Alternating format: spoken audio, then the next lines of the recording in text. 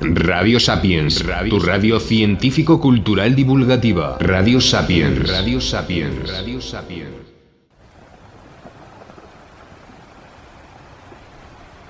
En el programa de hoy nos dirigimos hacia un nuevo mundo, una tierra inexplorada y denominada América, en honor a Americo Vespucio, explorador y cartógrafo italiano. Pero nosotros nos referiremos a ella como Abya Yala, la tierra de la sangre vital, tal y como la denominaban los antiguos pobladores de Panamá.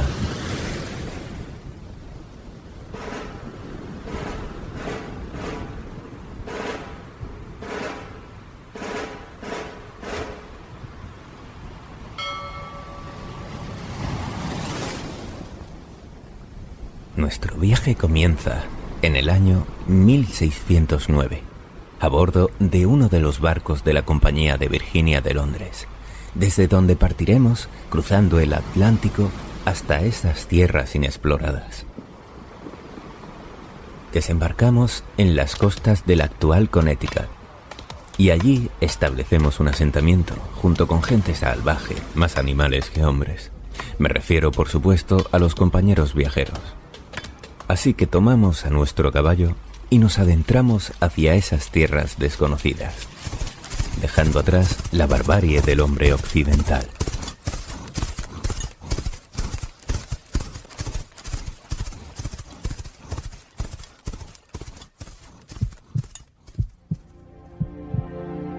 Se informó a mi gente sobre la llegada de los europeos a este continente, y se nos dijo que si llegaban aquí de una manera sagrada para aprender de nosotros las enseñanzas espirituales, entonces nos uniríamos y viviríamos en armonía.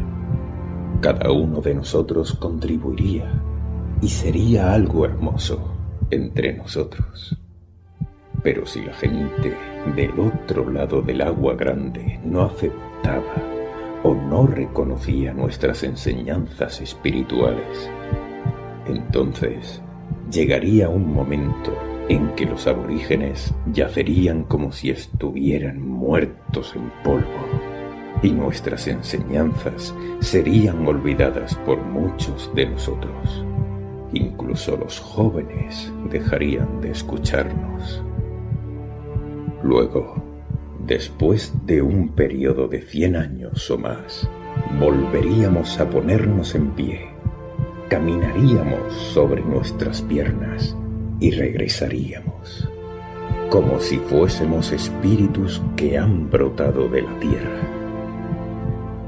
Tendríamos poder nuevamente para trabajar con las fuerzas naturales, con los seres y poderes.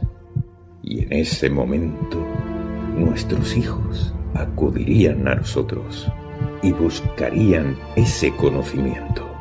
No solo lo harían ellos, también la gente que hubiese venido del otro lado de las aguas grandes, y sus hijos e hijas también lo harían y nos dirían: enséñenos, porque casi hemos destruido la tierra. Extraído de las profecías de los indios americanos, de Scott Peterson.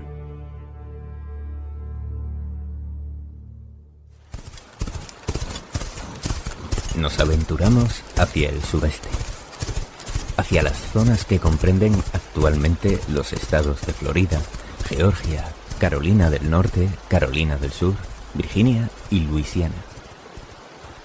Es el lugar donde residen los Cahokia, muy conocidos por sus túmulos, además de los Creek o Muskogee y los Choctaw, conocidos como los descendientes de Chacta. Esta última tribu se subdivide en 4 grupos. Hacia el noroeste, Oclafalaya, el pueblo largo, y los Oclatanap, el pueblo del lado opuesto. En el sur se encuentran los Oclahanali, el pueblo de las 6 villas, y finalmente los Oclachito, el gran pueblo.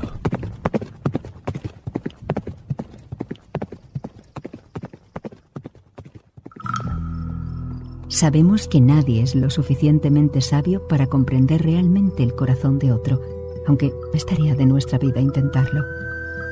Extraído de Bingo Palace, de Louis Erdrich.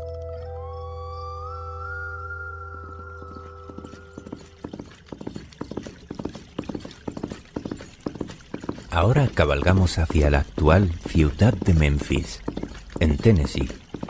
Allí se encuentran asentados los descendientes de Chickasaw o Chickasaw, compuestos por dos grupos, los Impsaptea y los Inculhualipa, adoradores de Ababilini, que representa el sol, las nubes, el cielo y el cielo despejado, y de Hotukis-Tokoyo, su dios benigno, al contrario que Hotukokprose, su dios maligno. Al igual que otras tribus de la zona, los Chickasaw residen en una casa rectangular, donde pasan el verano, y una casa de planta circular donde viven durante el invierno. Sus sociedades tienen por regla general a un chamán sanador, o Alikt-Tse, una serie de hombres sagrados, o Hopoye. Una de sus ceremonias más importantes es la Pikofa, realizada principalmente para sanar a los enfermos. Otras son la danza del maíz verde o Basque, la ceremonia de la cosecha y la danza del sol, que se realiza durante el verano.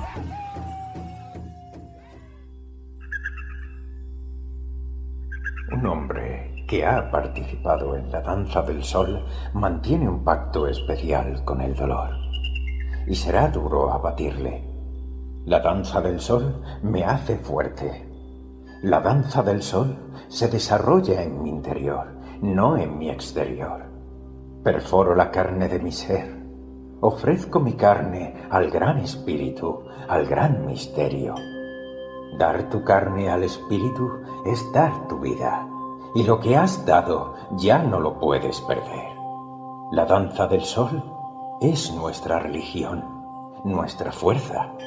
Nos enorgullecemos enormemente de esa fuerza que nos permite resistir el dolor, la tortura o cualquier adversidad antes que traicionar al pueblo. Esto es por lo que en el pasado, cuando el enemigo nos torturaba con cuchillos, látigos, incluso con fuego, fuimos capaces de aguantar ese dolor. Esa fuerza aún existe entre nosotros. Cuando das tu carne, cuando te perforas en la danza del sol, sientes todo ese dolor, cada ápice. No se te escapa ni una pizca. Y aún así se da una separación, un desprendimiento, una mente mayor a la que pasas a formar parte, de manera que tanto sientes el dolor como te ves a ti mismo sintiendo el dolor. Y luego, de alguna manera, el dolor se vuelve contenido, limitado. A medida que el sol blanco de calor se va vertiendo derretido por tus ojos hacia tu ser interno, a medida que los espetones implantados en tu pecho tiran y estiran y desgarran tu carne, que grita, una extraña y poderosa lucidez se expande gradualmente por tu mente. El dolor explota en una luz blanca y brillante, en una revelación. Se te otorga una visión silenciosa de lo que es estar en contacto con todo ser y con todos los seres. Y para el resto de tu vida, una vez que has ofrecido el sacrificio de tu carne al gran misterio, nunca olvidarás la realidad mayor de la que cada uno formamos una parte íntima y esencial, y que nos mantiene unidos en un abrazo tan cariñoso como los brazos de una madre.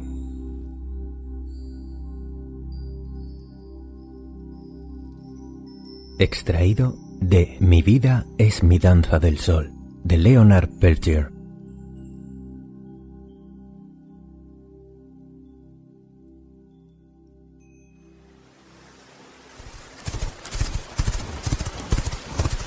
Nos encontramos ahora cabalgando hacia las costas de Florida. Allí residen los Semínolas, divididos en 14 clanes. Entre ellos los Mikazuki, los Brightson, Tanya o Tamian Tribe. Ellos creen en Fichakiko Menshi, el creador, y Yohewa, el maligno. Al igual que otras tribus, también realizan el Basque, o la danza del maíz verde.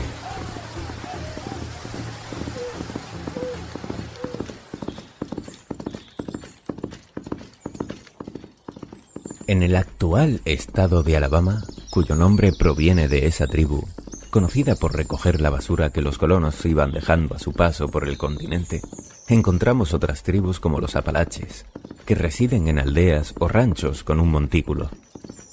Tienen la costumbre de arrancar la cabellera de sus enemigos dentro de su clase guerrera. Practican además el juego de pelota, con un poste coronado por un nido de águila, o el chunki, el juego del aro y el palo, que consiste en hacer girar una piedra en forma de disco a ras del suelo mientras se arrojan lanzas hacia ella.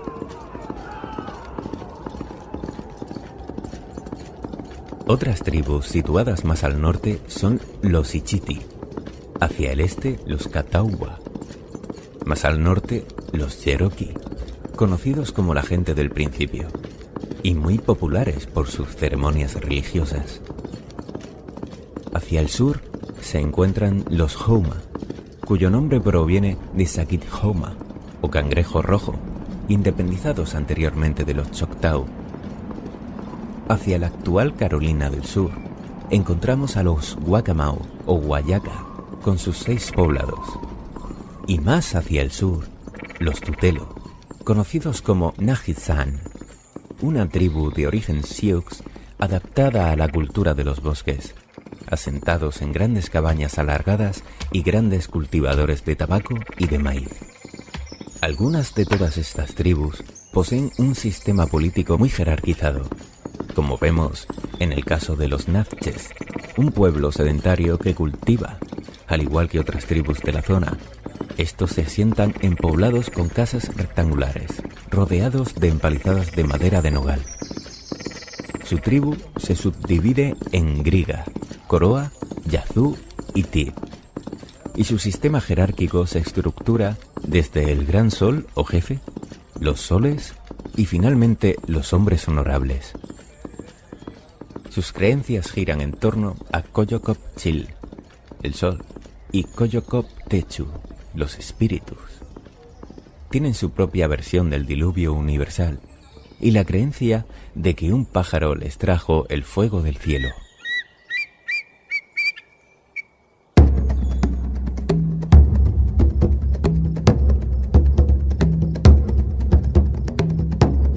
La adoración del sol es algo común en todas las tribus. Sin embargo, los Tunica o Yoron adoran a una deidad femenina, a la que rinden culto desde su templo.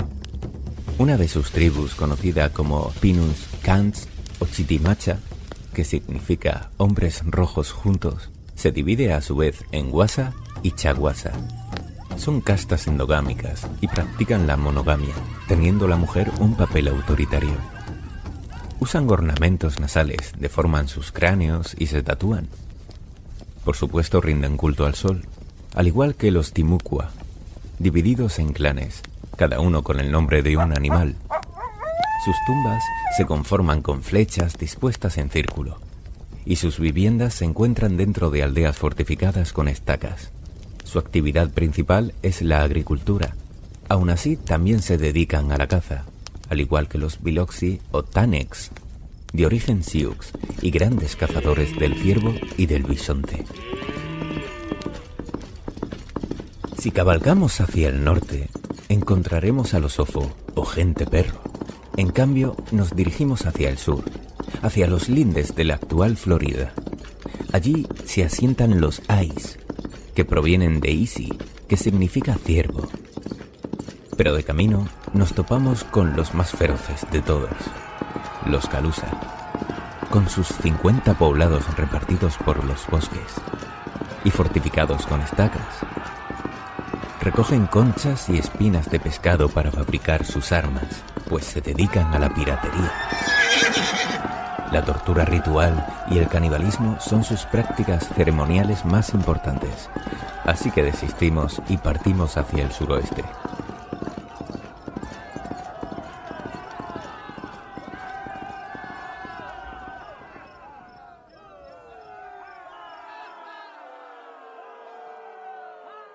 La brida, a galope por la historia.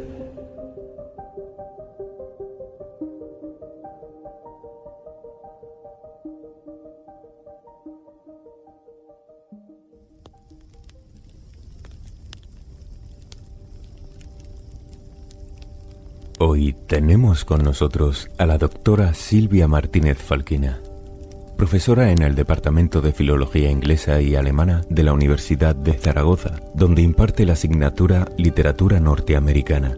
Su tesis versa sobre las ceremonias posindias, transgresión y revisión de las fronteras en la narrativa de Louise Erdrich, de 2002. Destacamos de sus libros Indias y Fronteras, el discurso en torno a la mujer étnica del año 2004. Bienvenida, Silvia. Queremos saber desde su punto de vista cómo se debe dar comienzo a una investigación sobre el tema que tratamos hoy en La Brida. ¿A qué fuentes podemos acudir? Cuando queremos saber sobre los nativos americanos de antes de la colonización, nos encontramos con un problema clave. ¿A qué fuentes podemos recurrir? ¿Dónde tenemos que ir?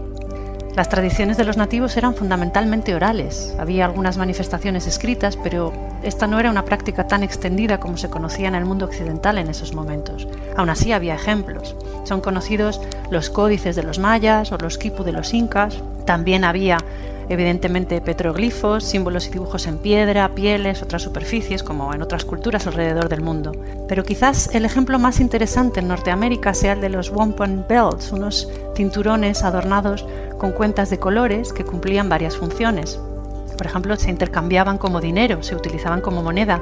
También servían para cerrar acuerdos, como ofrendas cuando se firmaban tratados, etc. Los dibujos en estos cinturones a menudo funcionaban como recordatorios de eventos importantes. De esta manera constituían un apoyo a la tradición oral. Pero como digo, estas manifestaciones no eran la base de la comunicación ni el principal registro del conocimiento. Esto solo lo encontramos en la tradición oral, en los relatos, en las historias. Y podemos pensar, bueno, es que la tradición oral se puede perder, no se conserva bien, no se sostiene a través de los siglos, no iba a llegar a nuestros días, ¿verdad? Bueno, pues sí que lo habría hecho, si no fuera por el destrozo tremendo y además deliberado de los colonizadores, del proceso de la colonización.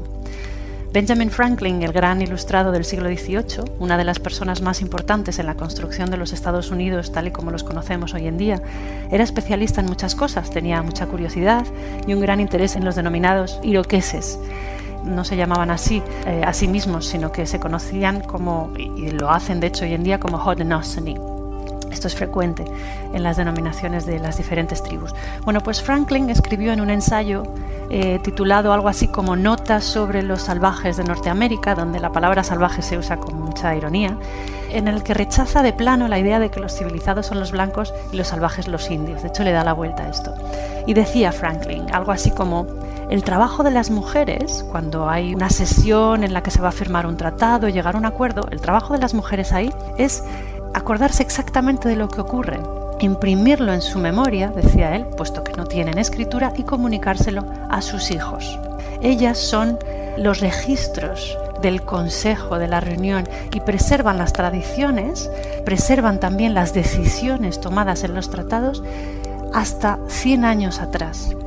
De manera que, decía Franklin, todavía son las palabras de Franklin, cuando comparamos las manifestaciones orales, estos registros orales que se transmitían a través de las mujeres con nuestros registros escritos, los encontramos exactos, coinciden con exactitud.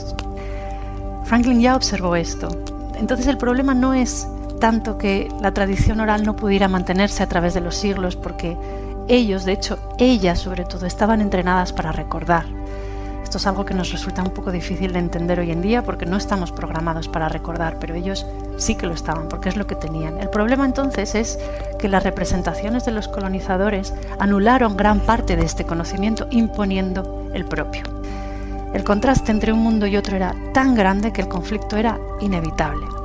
Y esto ocurre a muchos niveles. Por ejemplo, un europeo, después euroamericano, en función de los tiempos, llegaba con un papel que dice: esta tierra me pertenece, una cláusula de propiedad. Bueno, los nativos no entendían esto.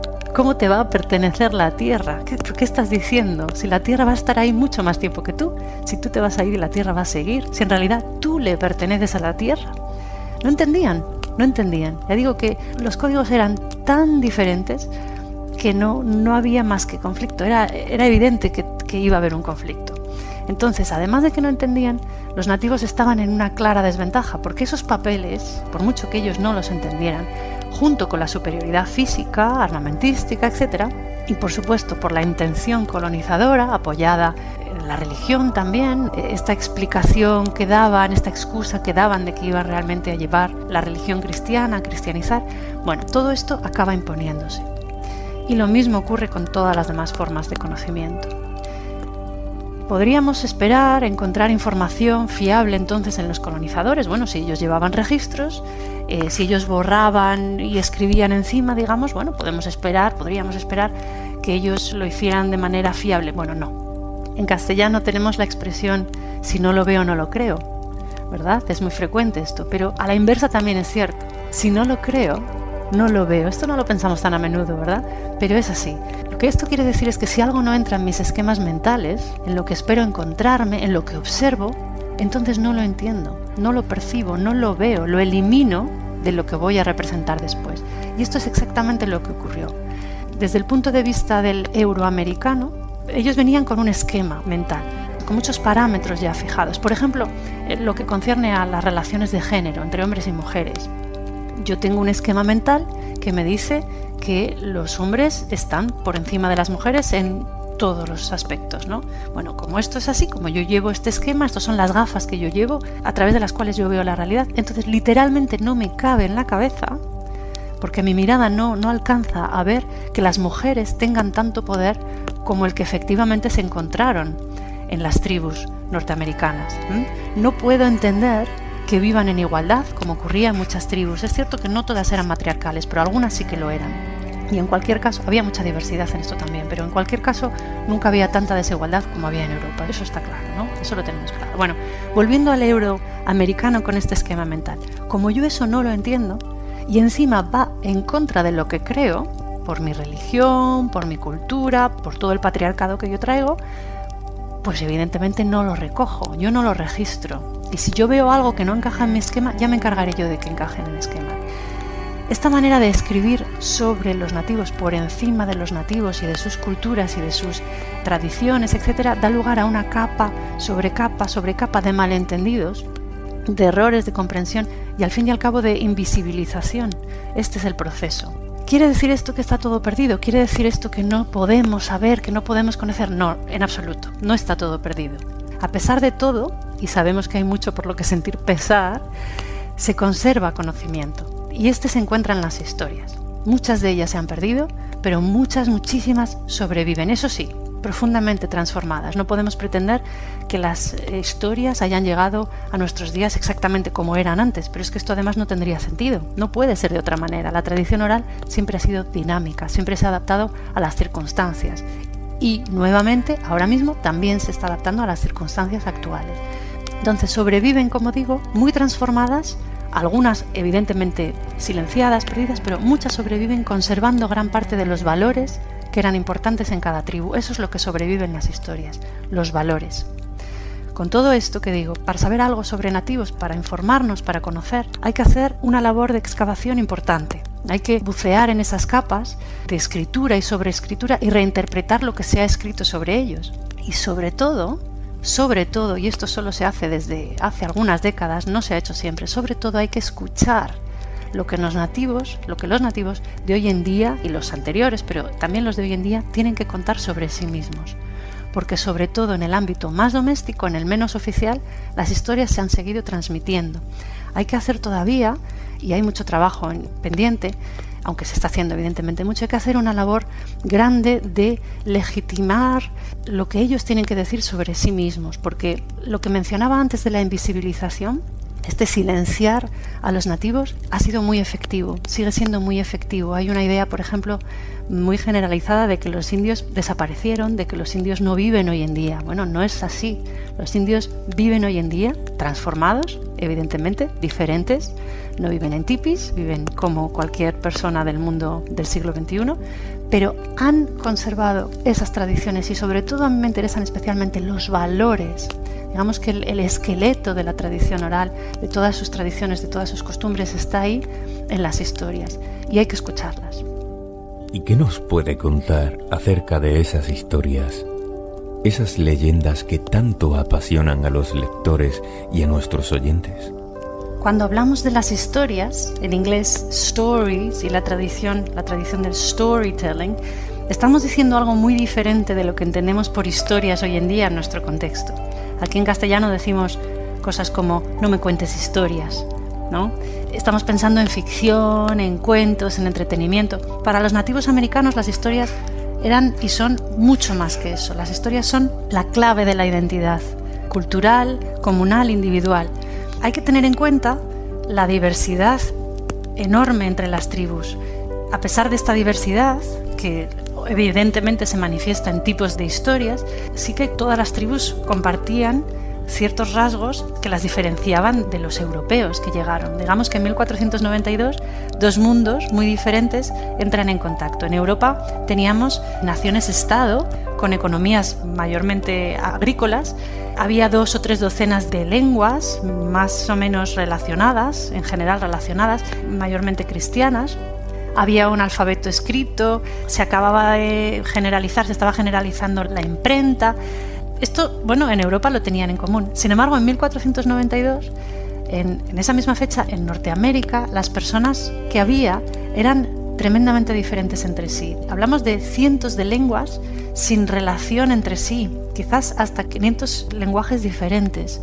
Cientos de tribus diferentes, evidentemente, con todos estos lenguajes, que pertenecen a familias lingüísticas totalmente diferentes y con maneras muy distintas de organizarse culturalmente, económicamente, políticamente. Entonces hay desde teocracias hasta democracias, hay tribus donde la igualdad de géneros era notable, las hay un poco más patriarcales, hay de todo. Entonces esto también se plasma en las historias y a través de esas historias que han sobrevivido en el presente podemos ser conscientes de esta increíble riqueza y diversidad que no se refleja en los estereotipos que suelen llegar a nosotros, ¿no? De manera más generalizada. Entonces esto también se ve pues, en esta diversidad de géneros literarios, digamos. Hay narrativas orales, hay oraciones, poesía religiosa, poesía personal, hay canciones, rituales funerarios, relatos o canciones para poner el nombre, luto, en fin, canciones para la caza. Hay todo tipo de manifestaciones orales y todo esto es la tradición oral. Todo esto forma parte de lo que llamamos la tradición oral. Es complicado poner esto sobre el papel. Durante mucho tiempo digamos que se primaba lo que es el lenguaje, las manifestaciones lingüísticas de la tradición oral, pero la tradición oral tiene mucho más. Hay que pensar que esto es algo que estaba dirigido al oído y no a la vista. Una pausa, una aceleración del ritmo, un gesto, bajar la voz, subir la voz, todas estas cosas transmiten significado y esto era muy difícil pasarlo al papel. Digamos que son dos lenguajes muy distintos. Tenemos el problema de la traducción. Hoy en día sí que se intenta recuperar un poco el espíritu original de la oralidad, más allá de los registros escritos. Entonces, la tradición oral, las historias, servían para muchísimas cosas. Ya digo que no es simplemente ficción o entretenimiento, que es como nosotros podemos entenderlo. Era la manera de transmitir la sabiduría, transmitir el conocimiento, de enseñar a las personas cómo sobrevivir, porque las historias también incluían instrucciones sobre cómo funcionar, cómo hacer las cosas, cómo cazar. Una vez que has cazado, esta es la manera en la que tienes que despiezar. No hagas esto porque entonces la carne se estropeará. Todos los valores culturales, todo el sentido de la identidad está ahí en las historias. Un sitio concreto donde hay alguna dificultad en la geografía, bueno, pues esto estaba en las historias, ¿no? Porque las historias siempre estaban asociadas a los sitios. Las historias funcionaban como mapas también. Entonces, Coyote giró a la derecha donde el río se bifurca. eran mapas también. Eran también, como digo, estrategias. Bueno, contenían las estrategias para sobrevivir en un sitio concreto. Había algunas historias que tenían unas restricciones, ¿no? No siempre se podían recitar las historias. Hay algunas historias que solo se pueden contar en voz alta, pues cuando ha caído una buena nevada, que es cuando la tierra está un poco dormida. No vaya a ser que al contar la historia pase algo, porque las historias son poderosas. Stories make things happen. Las historias hacen que pasen cosas. Digamos que se cree mucho en este poder del lenguaje. Hay veces que pensamos en las historias como algo trivial, bueno, que las historias aparentemente son muy sencillas, ¿no? Pero luego incorporan todo este conocimiento de supervivencia, de orgullo de la cultura, y una cosa importante es que están en constante transformación. La tradición oral es dinámica, nunca ha sido estática. Una misma historia podía contarla a la misma persona 2 veces y era diferente cada vez. Esto ahora que somos tan del lenguaje escrito, digamos que no somos tan conscientes de ello, pero es que es así. Las historias no tienen por qué estar fijadas. Entonces han ido evolucionando con el tiempo y con el contexto. Siguen siendo un referente de todas las reivindicaciones nativas. Son una cuestión de supervivencia para muchos de ellos, porque las historias son las que les dicen quiénes son, lo que son, a quién pertenecen. Entonces la identidad, tanto individual como comunal, está íntimamente relacionada con ellas. Un ejemplo, las historias de la creación, las historias del origen, son importantísimas en todas las culturas. Nuestra historia del origen es el Génesis, ¿verdad? Ya sabemos lo que pasó, estábamos en el paraíso, hombre, mujer, una serpiente, conocimiento deseado, la comunicación con el mundo animal acabó fatal.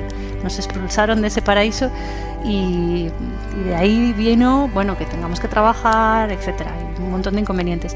Y de ahí viene la explicación a la subordinación de la mujer. Y no solo de la mujer, sino también de la naturaleza, ¿verdad? Porque fíjate tú, esta comunicación entre mujer y naturaleza, o seres humanos en general y naturaleza, es negativa. Esta visión del mundo se ve reflejada en la historia de creación. Bueno, las historias de creación nativas son increíblemente diversas.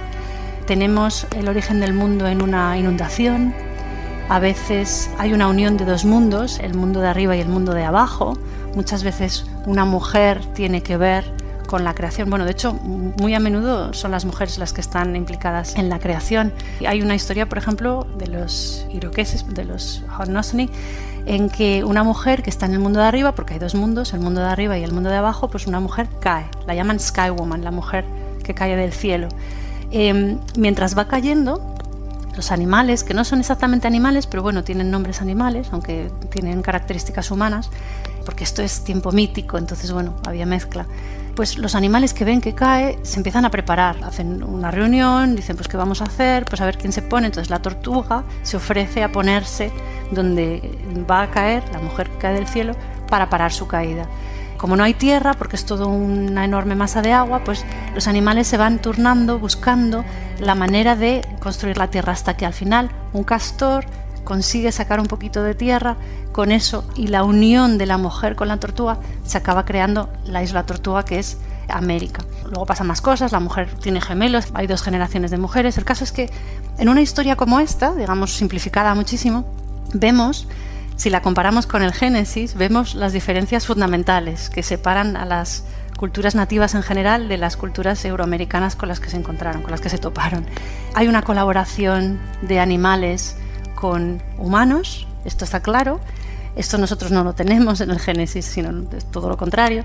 Y también hay un equilibrio entre las fuerzas femeninas y las fuerzas masculinas. Las mujeres suelen tener mucho que ver con la creación, lo cual es algo evidente.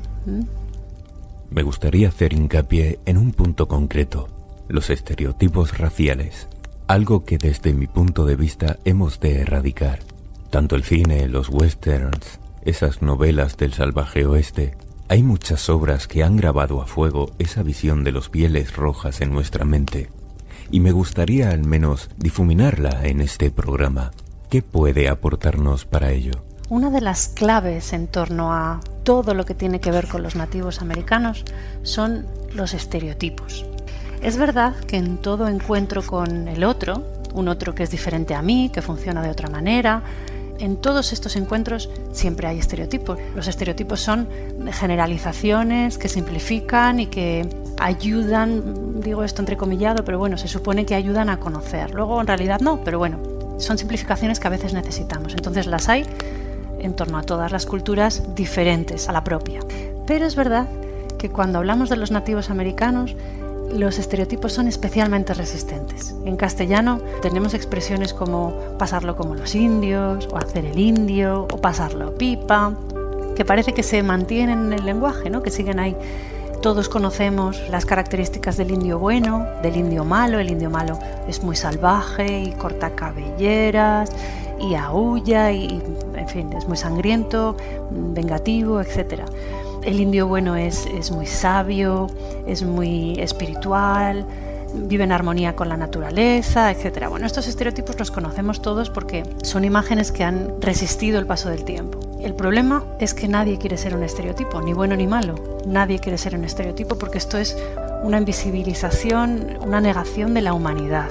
Nadie quiere ser un tipo que se repite, un estereotipo. Todos somos humanos, las personas cambian y son dinámicas, etc. Entonces, los estereotipos son un problema. Ante los estereotipos ha habido muchas respuestas. Una que es bastante interesante es una teoría en torno al término, la idea del post-indio. Este post-indio es una palabra, un concepto crítico que acuñó Gerald Visener, que es un teórico y escritor Anishinaabe que nació en 1934, todavía está en activo y es uno de los intelectuales contemporáneos más relevantes, si no el más relevante de entre los nativos. Entonces, lo que dice Visener es que indio, lo que es la palabra indio, es una ficción, es una invención, es un significante que está vacío de contenido, porque no hay nada previo a la colonización que unifique a todas esas comunidades de personas. No había una palabra en ningún idioma nativo que se refiriese a la palabra indio. Esto lo hay después, pero no lo había antes, porque eran tremendamente diversas. Entonces, Visener escribe esta palabra en cursiva, con una intención de deconstruirla, como en el postestructuralismo, posmodernismo, se tomaban, porque estamos hablando ya de que estamos más allá del posmodernismo, los términos se consideraban construcciones a través del lenguaje que luego no reflejaban realmente la realidad. Bueno, él se basa en esto, en todas estas ideas de los últimos 20-30 años del siglo XX y acuña este término postindio que dice, el postindio, que son realmente los nativos americanos, no es indio. Los nativos no son indios, sino que son postindios, porque surgen después de esa invención, después de esa ficción vacía de contenido, como digo, y responden a ella. Entonces, una de las características de estos postindios, según Visener, es que combina la supervivencia con la resistencia. Él acuña muchos términos críticos y uno de ellos es esta combinación entre supervivencia y resistencia. Hay que resistir para sobrevivir, pero también esto requiere una cierta adaptación.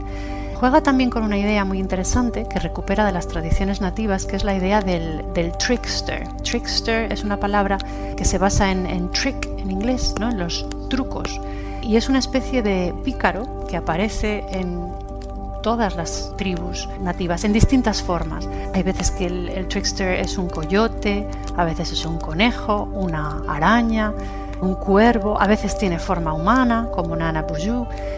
Entonces muchas veces está relacionado con animales, aunque no es exactamente un animal, sino que es medio animal, medio persona.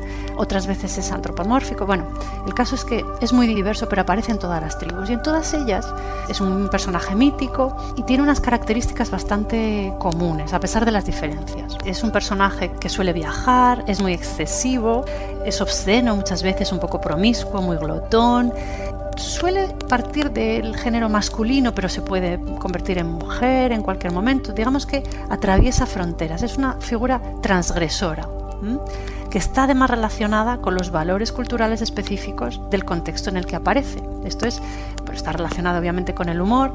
Entonces es un poco una figura que rompe con esas fronteras que separan el bien y el mal, lo correcto y lo incorrecto, y juega con ellas. Entonces enseña cómo se hacen las cosas y cómo no se hacen, sobre todo cómo no se hacen, pero no es una figura negativa, al contrario, es una figura que está relacionada con lo sagrado. Tiene poder y digamos que sus acciones, aunque sean muy locas, realmente hay historias muy locas del trickster, pues acaban trayendo beneficios para las personas. Por ejemplo, hay un trickster que robó el fuego, que inventó el fuego, lo robó y lo trajo a los humanos. Hay quien rescató el sol para que les diera calor. En fin, arma muchos desastres, pero también es bueno.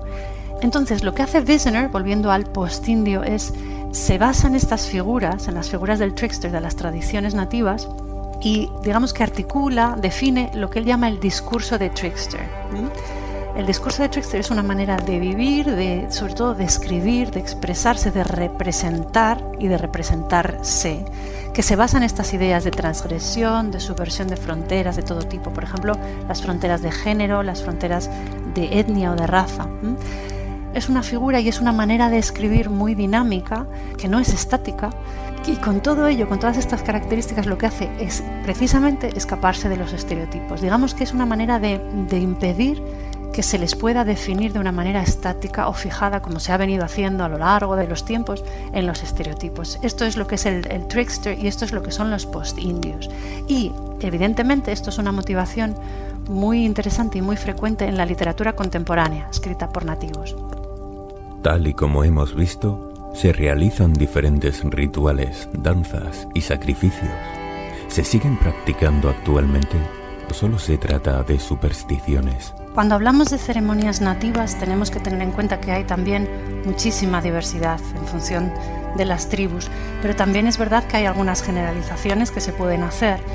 Una de ellas es que las ceremonias que se celebran hoy en día tienen que ver con un proyecto amplio de recuperación. Digamos que son tradiciones y rituales que se vieron interrumpidos por el proceso de colonización y que se han venido recuperando en las últimas décadas. Hasta el año 1978 estaban prohibidas, no estaban permitidas las ceremonias. Entonces es a partir de ahí, en los años 60, 70, hubo muchas reivindicaciones al respecto, es a partir de ahí cuando se han venido recuperando.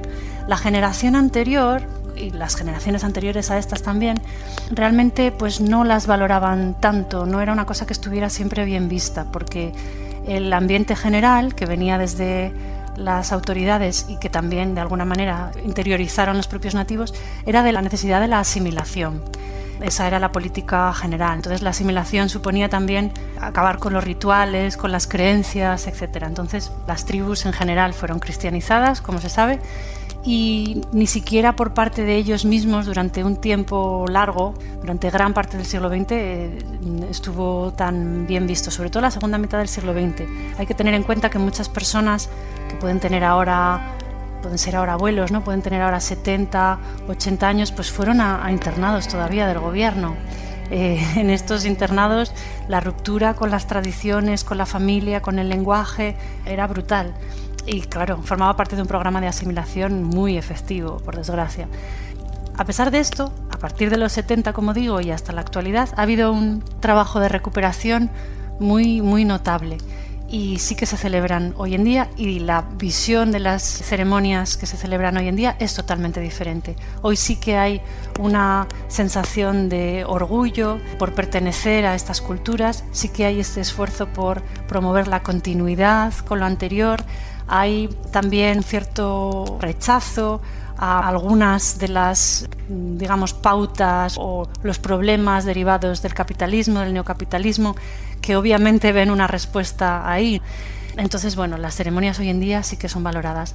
De todas formas, hay que distinguir un poco entre las ceremonias privadas, digamos, que se llevan a cabo de manera privada, y luego pues eventos que son más públicos, incluso hay un cierto mercado también, hay powwows, que son festivales un poco más culturales donde tribus diferentes se dan a conocer y digamos que muestran este orgullo y tal, pero eso exactamente no es una ceremonia. Digamos que lo que son ceremonias más parecidas a lo que se celebraba originalmente son de ámbito privado. Digamos que uno no puede simplemente coger e ir, ¿no? Pues tienen que invitarle. Por hablar un poco de lo que puedo conocer un poco más de los Anishinaabe, que son una tribu, en realidad un grupo de tribus algonquinas del norte de Estados Unidos y sur de Canadá, establecidas en torno a los Grandes Lagos. Los Anishinaabe, bueno, se conocen más en castellano como Chippewa o Ojibwa, pero Anishinaabe es el nombre que ellos utilizan para sí mismos.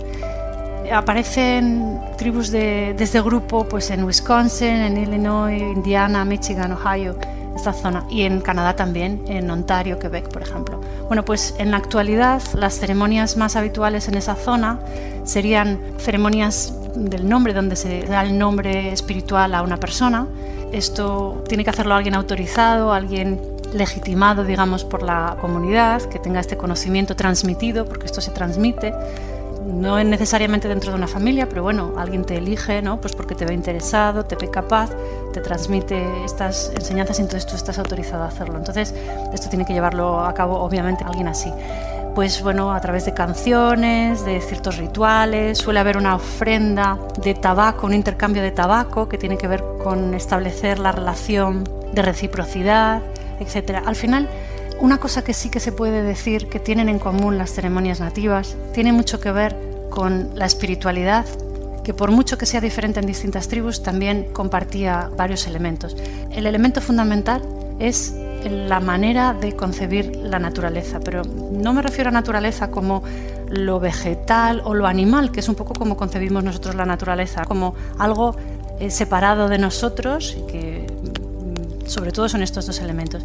No estoy hablando de esta idea. La naturaleza en las tribus nativas, en las comunidades nativas, se concebía y se concibe como todo. O sea, todo es the land, la tierra, no solamente los animales o las plantas, sino los antepasados, los que no están ya, los que vendrán 7 generaciones antes, 7 generaciones después, los fenómenos atmosféricos, las rocas, el cielo, todo, las estrellas, todo. Y dentro de esa concepción de la naturaleza, lo más básico, lo más esencial es la relación de reciprocidad.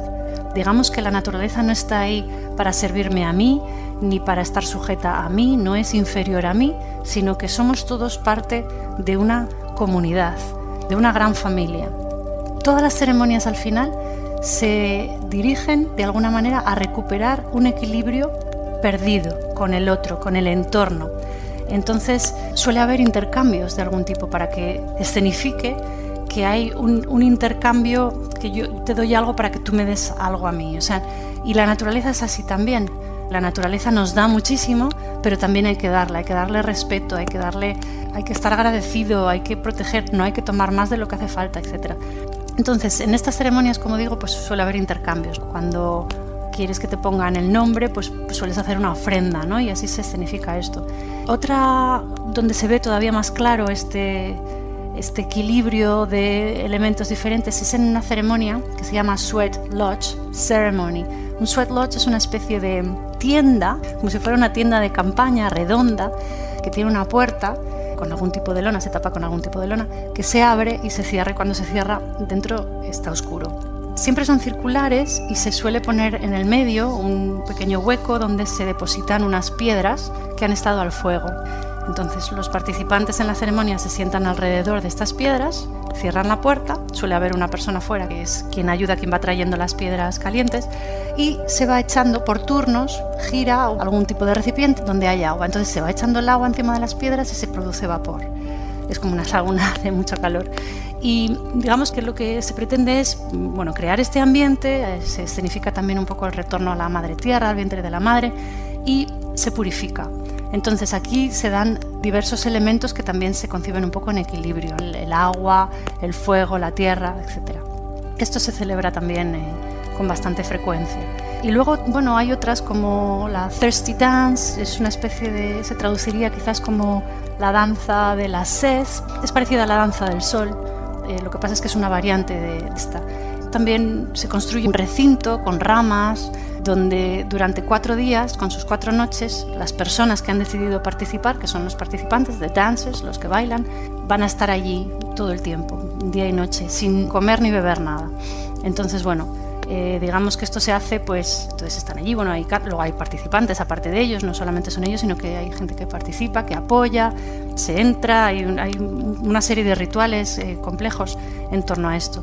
Pero digamos que el objetivo es, como decía antes, una restauración, una renovación de la relación conmigo mismo, del cuerpo con la mente, de mí con el otro, con los otros, con mi familia, con mi grupo, con mis sentimientos, con mis problemas y evidentemente una renovación de la relación con la naturaleza, con el entorno. Como digo, esto es importante, estas ceremonias pertenecen al ámbito privado. No es algo a lo que uno pueda asistir así sin más, pero bueno, en diferentes tribus pues tienen su manera de recuperar esto del pasado. Su recorrido académico gira en torno a la lengua, Nos gustaría que nos hablase de esa literatura nativoamericana, sus comienzos. ¿Cuáles son sus autores más representativos? Cuando hablamos de la literatura nativa americana, la fecha clave es 1968, que marca un antes y un después.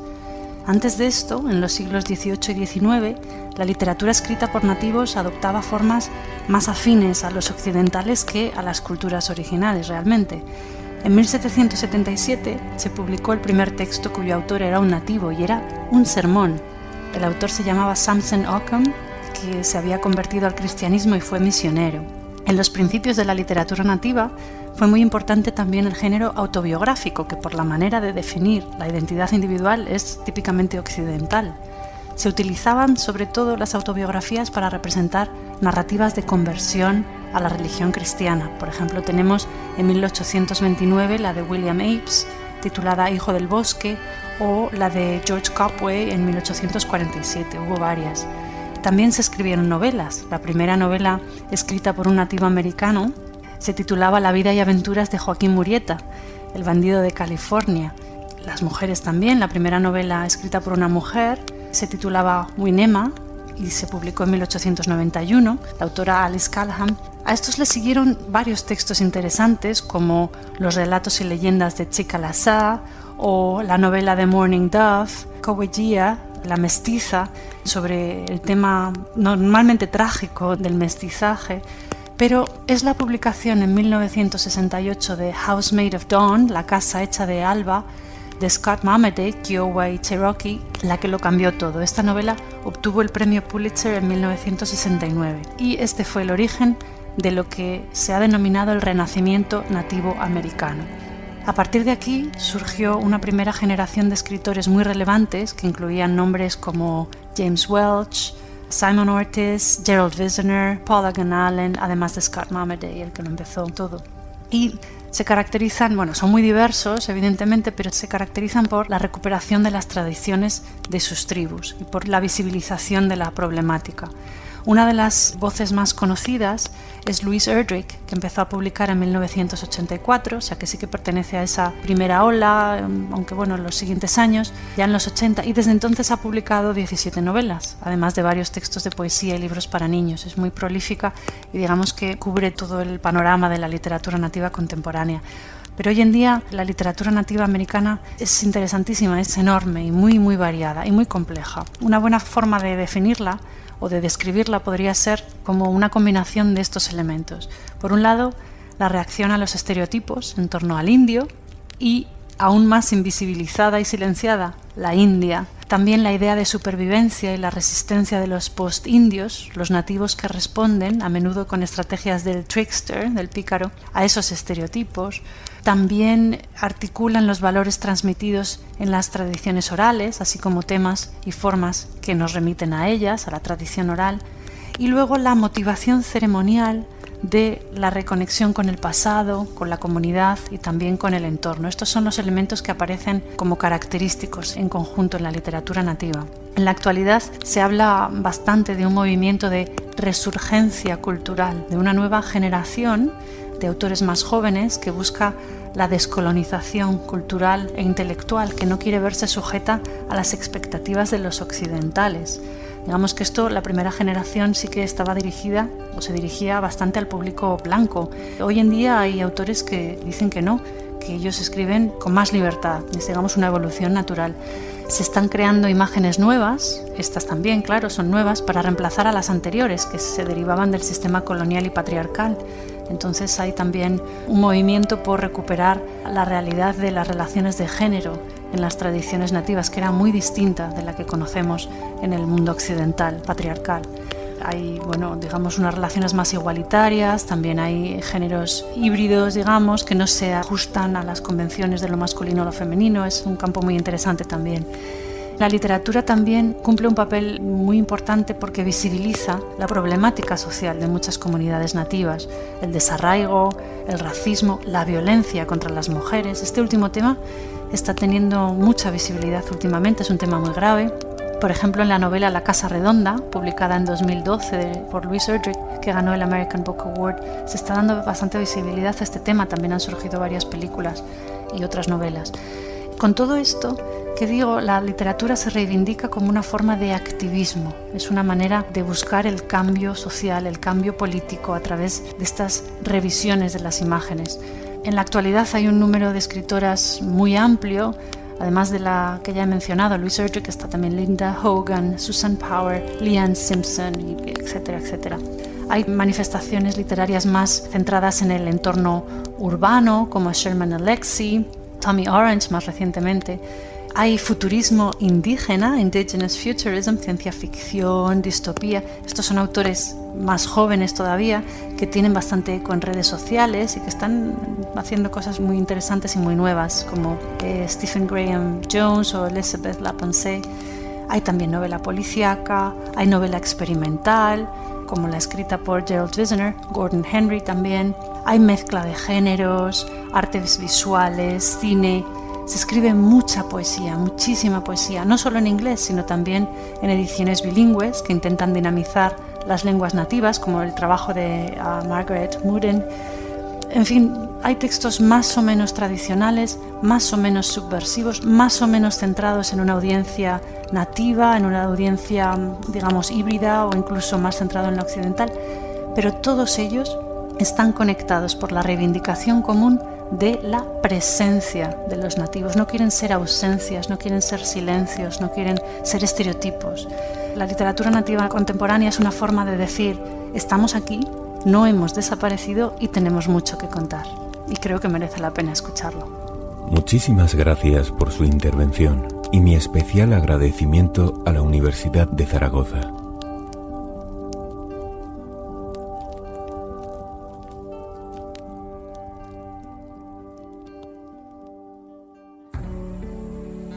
Cuando somos jóvenes, las palabras se dispersan a nuestro alrededor. A medida que se van ensamblando con la experiencia, también nosotros lo hacemos, frase a frase, hasta que la historia va tomando cuerpo. Extraído de Plaga de Palomas, de Louise Erdrich.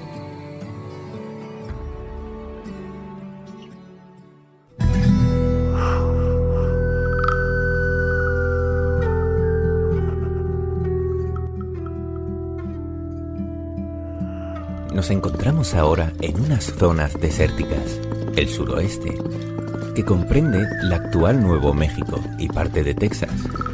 Allí se encuentran asentados los Hopi, la gente pacífica, cuya vida gira en torno a la moral, la religión, la espiritualidad y la ética, todo un conjunto de valores a favor del bienestar común. Su sociedad se estructura en clanes matriarcales, y su dios principal es Masau, el creador. Allí vive otra tribu, los Zuni, que se dividen en 8 clanes, cada uno de ellos adaptados al ecosistema en el que viven, con un color correspondiente, como el clan de la grulla, asentado en el norte, el clan del oso, en el oeste, el clan del maíz, asentado en el sur, el clan del antílope, en el este, además del clan del sol y el clan del agua, así como el clan del papagayo en el centro y el clan de la familia. En esta zona se encuentra la tribu Acoma, el pueblo de la piedra blanca, además de los Maricopa, cuyo nombre significa enemigos en la gran montaña, altos y fuertes, con nariz aguileña y dirigidos por un caudillo a partir de una línea patriarcal. Residen en cabañas y poseen una casa comunal con un tótem familiar asociado a la casta guerrera. Los jefes siempre luchan en combate singular. Todos ellos celebran unas ceremonias religiosas y tienen una fuerte creencia en los sueños, en los que contactan con espíritus de animales. Practican la cremación y creen en la existencia de 4 almas. Se dedican principalmente a la caza y la recolección, al igual que los Yuma, cuyo nombre significa hijo del jefe. Su dios principal es Wikuma, el ser supremo creador de todas las cosas, y su religión tiene unas fuertes creencias en los sueños, del mismo modo que los Mojave, cuyo nombre significa 3 montañas. Otras tribus se encuentran asentadas junto al río, como es el caso de los Pima. que se benefician de los depósitos de cieno para el cultivo. Otras se sitúan en medio del desierto, cerca de la actual California, como los Seri u hombres del desierto, que se dedican principalmente al pillaje. Estos se dividen en Chicaicoi, los que viven hacia el viento, conocidos también como tepocas, los Chicaaxnicoi, los que viven hacia el sur, los Tajecoomac, la gente de la isla Tiburón, los Genocomcac, la gente del desierto, los Naamotat, los que vinieron del sur, y por último los Chicahazanocoi, los que viven en la isla de San Esteban. Otra tribu muy belicosa, además de politeísta, son los Tarahumara, o corredores a pie, que viven de la agricultura, la caza y la recolección. Creen en la existencia de seres benévolos, como el sol, la luna, las serpientes y las piedras, y en otros seres malévolos, conocidos como los señores del inframundo, que causan la muerte y los desastres naturales.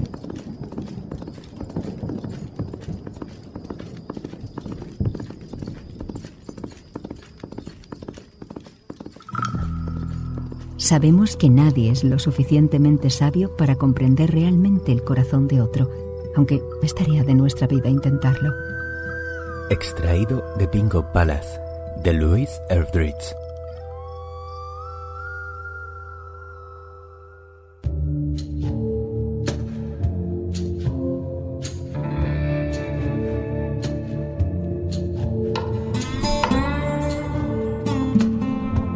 Nos adentramos ahora hacia las grandes llanuras, la zona que corresponde con las actuales Dakota del Norte, Dakota del Sur, Nebraska, Kansas, Iowa, Montana, Oklahoma y parte de Texas. Allí viven los Hidatsa, conocidos como los Minitari, o los que han atravesado el agua. Son una tribu sedentaria y polígama, además de agricultores y alfareros.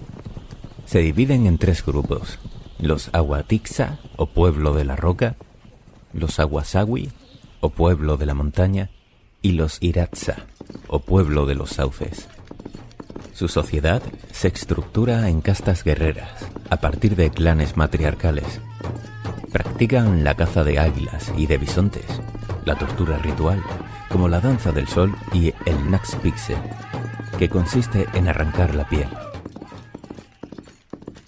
Otra tribu sedentaria son los Mandan, las gentes del río, que residen en aldeas amuralladas con estacas.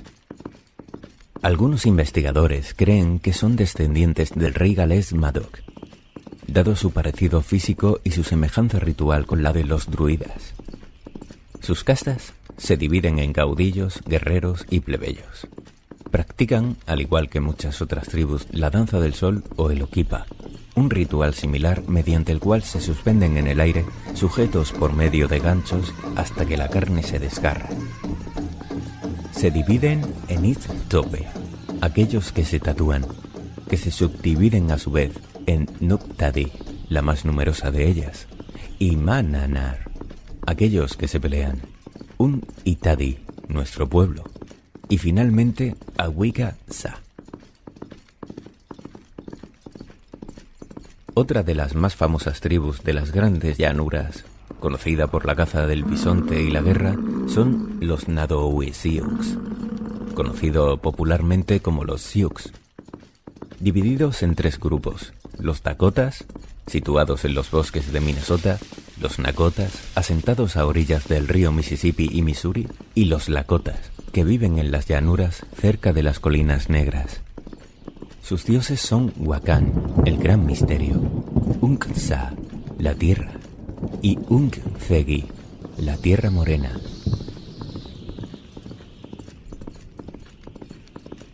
Más próximos a Oklahoma se encuentran los Osage, las gentes de las aguas medias, los más corpulentos de todos ellos, y dedicados principalmente a la caza de osos, ciervos y castores. Otra tribu de cazadores semisedentarias son los conocidos como caraempolvadas o Iowa, estructurados mediante clanes patriarcales y adoradores del dios Wa-Kon-Ta, la fuerza espiritual, que acabó con Ga-Niza, el caos, y separó la tierra de las aguas. Río arriba, cerca de las montañas Ozark, nos encontramos con los Omaha, conocidos principalmente por el aumento de su prestigio mediante el ofrecimiento de presentes. Estos se dividen en 10 clanes, uno representante del cielo y otro de la tierra. Los Hangas Henu, compuestos por Wenzinse, Inquetsabe, Hanga, Datada y Kance, y los Instasanda, que son Madhinkagage, Tesinde, Tapa, Indenhide e Instansanda. Otras tribus de las llanuras son los Otoe, cuyo nombre proviene de Wat-Ota, que significa lujurioso. También los Arikara o Tanis, dedicados principalmente al cultivo del maíz y a la caza. Y los Kuapau, divididos en 12 clanes: Wakanta, el trueno; Te, el búfalo; Hu, el pez; Kind, el águila; Mikad, la estrella; Wasa, el oso negro; Ke, la tortuga; Wesa, la serpiente; Petang, el cráneo; Tangdangtanga, la pantera; Anpan, el cielo; y Mi, el sol, dividido a su vez en Hanga y Tihu. Al igual que otras tribus, realizan ceremonias como el Basq o la danza del sol, además de la danza del Calumet o pipa sagrada. Su dios es Wa-Kon-Ta y poseen a unos hombres sagrados denominados Wapinan, que pueden comunicarse con él.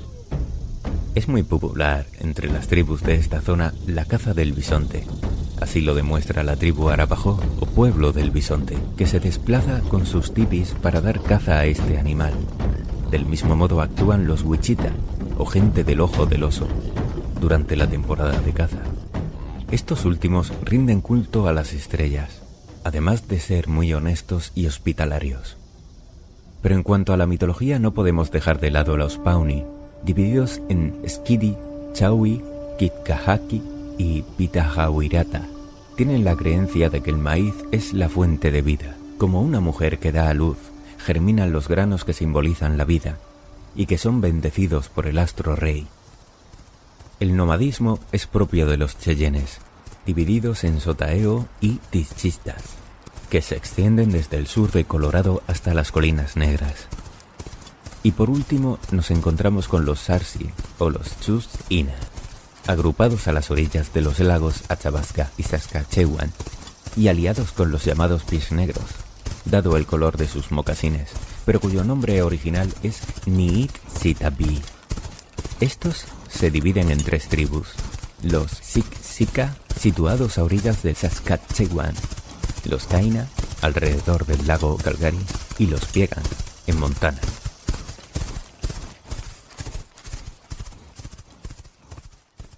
La brida, a galope por la historia.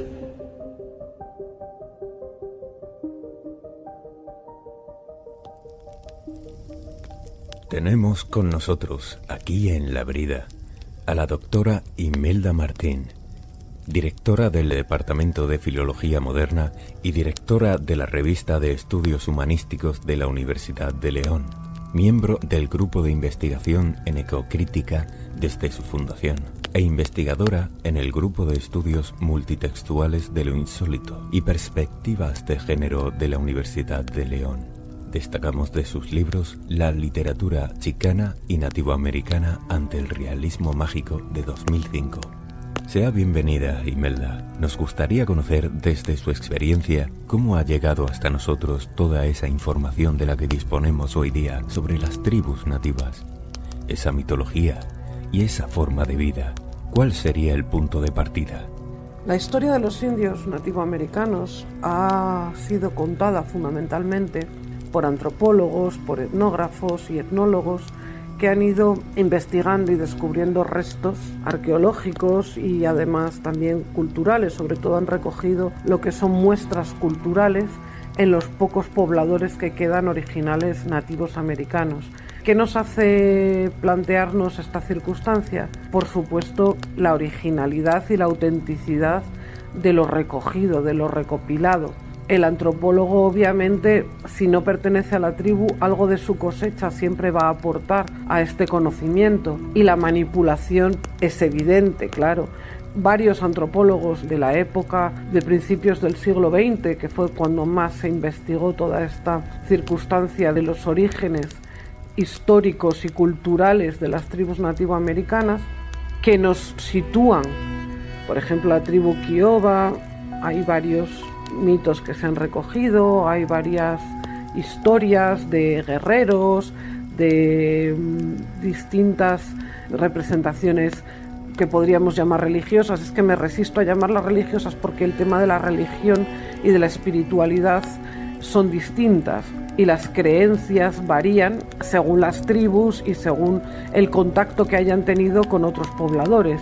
Pero insisto y recapitulo, principios del siglo XX es el momento en el que se conoce más la historia, el pasado de muchas de las tribus de indios nativoamericanos. Los Sioux, los Kiowas, etcétera, van a ser investigados, van a ser estudiados a través de esta recopilación de vestigios culturales, y lo que nos va a aportar es que lo más importante en cuanto a mitología y creencias viene de las cosmogonías, de los mitos de creación del mundo, que en las tribus nativoamericanas difiere radicalmente de lo que estamos acostumbrados en el mundo occidental.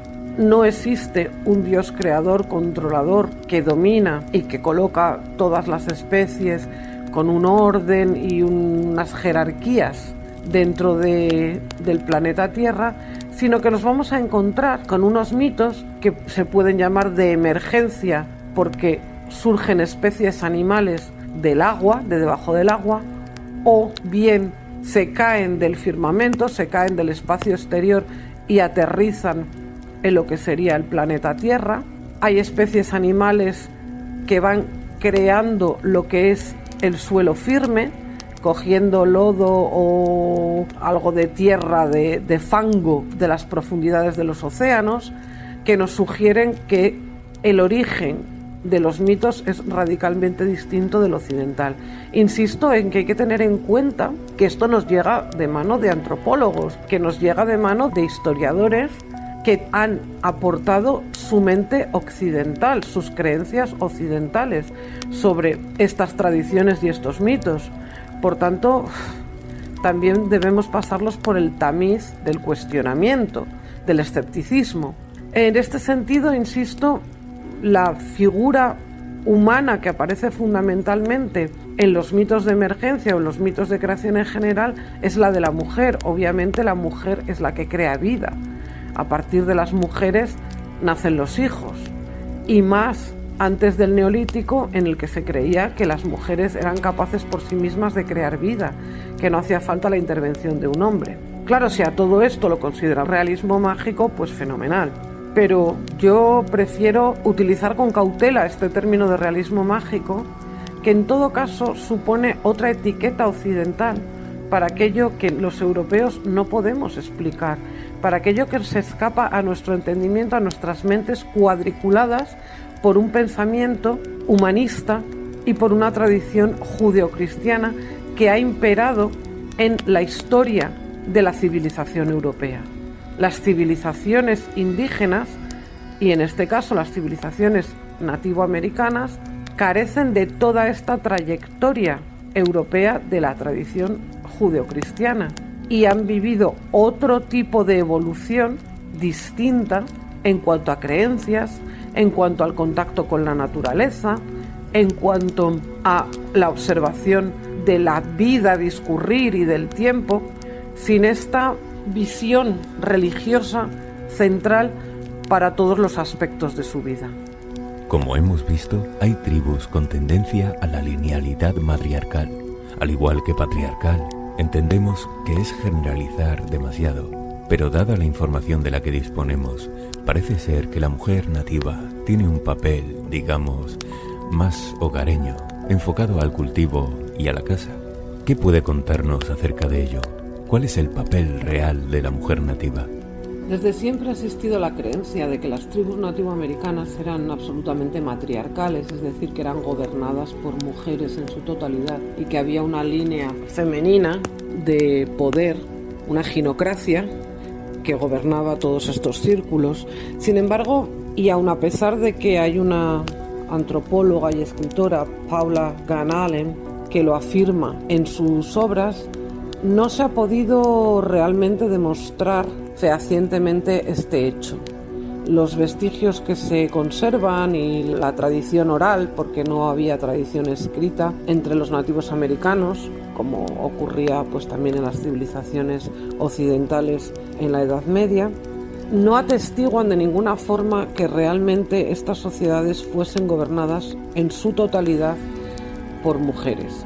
En muchos casos yo creo que también dependía de la tribu, de que se eligiera a mujeres como seres más representativos o no se eligiera. Lo que sí es cierto es que en las mitologías, en las cosmogonías, siempre aparece, también es lógico, como origen de todo la mujer, y que en las civilizaciones nativoamericanas existe la figura de la abuela como muy venerada, como un repositorio cultural ancestral y como una especie de mujer mítica que conserva toda la sabiduría del pueblo. En ella descansa toda la historia, toda la literatura, todo el conocimiento de la tribu. E insisto que son tremendamente veneradas las abuelas en este sentido.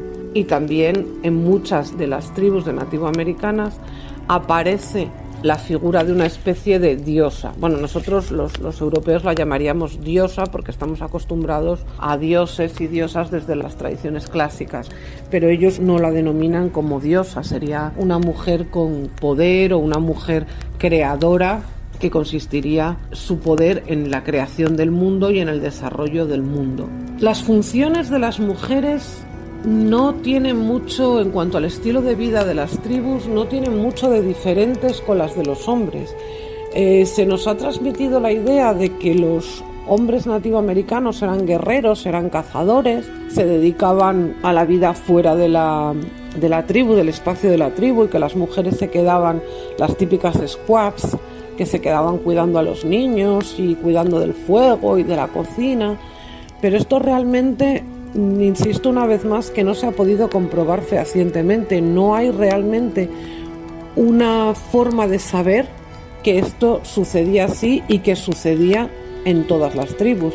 Había tribus también, insisto, de recolectores de cereales o de pescadores o que se dedicaban a otras múltiples actividades. Entonces, realmente no existe mucha veracidad en cuanto al hecho de que estas sociedades fuesen absolutamente matriarcales o ginocráticas. Lo que sí tenemos que tener en cuenta es que el desarrollo de la mujer y su incorporación a la vida occidental, de la mujer nativoamericana y su incorporación a la civilización occidental que ahora impera en Estados Unidos, ha sido distinta de la de los hombres. Esto sí es realmente cierto, porque la tradición judeocristiana, una vez más insisto, nos presenta un modelo de mujer que es absolutamente inalcanzable, como es el de la Virgen María, una mujer que a la vez es madre y que es virgen. Bueno, pues ya sabemos que eso es absolutamente inalcanzable y que crea un sentimiento de desasosiego y de fracaso constante en las mujeres que intentan seguir este modelo porque es insostenible. Para las mujeres nativoamericanas, en el momento de la colonización y en el momento en el que se las intenta convertir al cristianismo, esto es un choque brutal. Este modelo no funciona en esta sociedad, no impera. No quiero decir con eso que la vida de las reservas sea una vida en la que pues todo el mundo está con todo el mundo y no hay unos vínculos ni hay unas familias. No funciona así. Pero el choque con el modelo impositorio de una mujer madre y virgen no funciona dentro de estas sociedades de nativos americanos, y hay un rechazo frontal a las ideas y a los principios religiosos que se intentan imponer en cuanto a las mujeres. En este sentido, parecen sociedades mucho más igualitarias que las sociedades occidentales, en las que impera el patriarcado. Por esta razón se ha podido insistir en la idea de que son sociedades más matriarcales, más ginocráticas que las nuestras, que las occidentales, que han sido transportadas a América, a lo que se llamaba el Nuevo Mundo. La literatura americana surge mucho tiempo después de la conquista del continente. Antes no tenemos registros escritos. Para quienes desconozcan el tema, ¿qué nos ofrece esa literatura de los nativos actuales? ¿Cuál es su intención? La literatura de los indios nativoamericanos surge como una necesidad imperiosa de contar una historia. De contar una historia de exterminio, de contar una historia de desplazamientos, de contar una historia de confinamiento en reservas, de contar una historia de desenraizamiento y de aislamiento y de destrucción masiva. La colonización europea supuso un auténtico genocidio en las tribus nativoamericanas. De alguna forma, esta expansión de la civilización europea llevó a confinar a los nativos americanos en reservas, lo que supuso su pronta desaparición, ya que al moverlos de su hábitat, al desenraizarlos, al sacarlos de su contexto natural y cultural, perdían todas las señas de identidad posibles. Y obligándoles a civilizarse, entre comillas, obligarles a hacerse ciudadanos de una comunidad distinta a la suya, se les privaba de estas señas de identidad características suyas y se les hacía participar de otro tipo de cultura, de otro tipo de política, de otro tipo de ideas que no conocían, que desconocían por completo. La literatura, insisto, desde el principio lo que va a representar es la vida distinta que este indio nativo americano tiene que llevar cuando se le anima a adoptar una identidad distinta, cuando se le anima a incorporarse a esta nueva civilización que llega de Europa.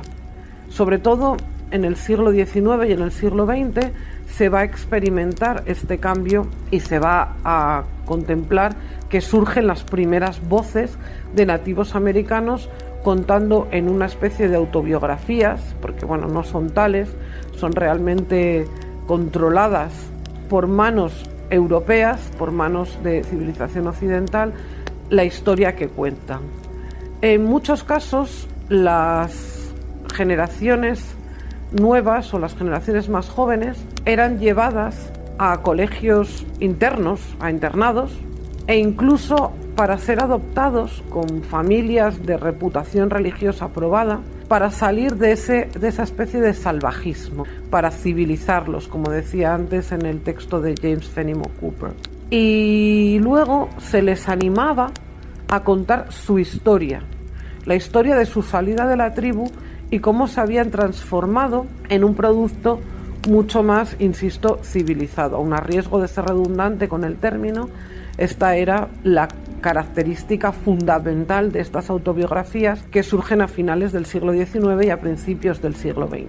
La literatura nativoamericana más influyente surge a partir de los años 1970, en el siglo XX, y esta, de nuevo, se centra en la misma temática del indio sacado de su contexto, separado de sus raíces, alienado por una nueva sociedad que no comprende, que no comparte, que no entiende y que le discrimina, en el que no es posible sobrevivir sin una carga tremenda de dolor, de separación, de nuevo, y sin unos aspectos amargos que le van a llevar, en muchos casos, a separarse completamente de la civilización occidental y volver a las reservas, intentar su regreso a las reservas.